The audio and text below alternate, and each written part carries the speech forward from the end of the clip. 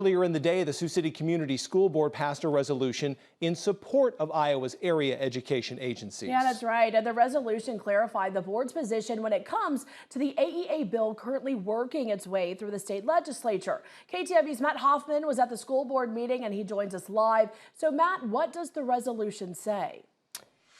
Yeah, guys, towards the top of the resolution, the board recognized the district has extensively utilized the local AEA and the board wants that partnership to continue.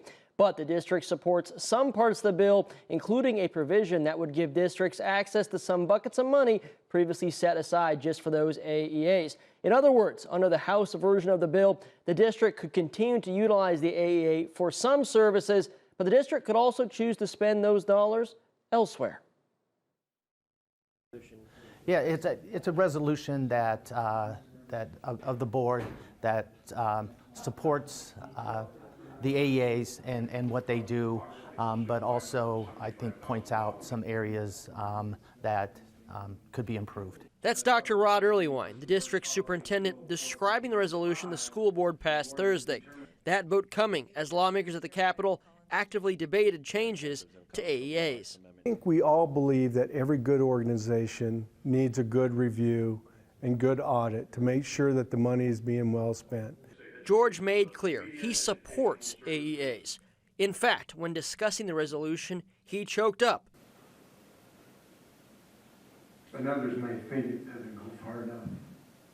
Recounting his time as a special educator and his wife's work with the local AEA. See a seismic shift that you see going on down in Des Moines. It's scary. I want to make sure our students have the best resources available to them so that they can be successful. Both George and Earlywine say they support allowing AEAs and the district to split employee time. One example, a special education employee may spend 75% of their time working for the district and 25% for the AEA. The district would like this to continue.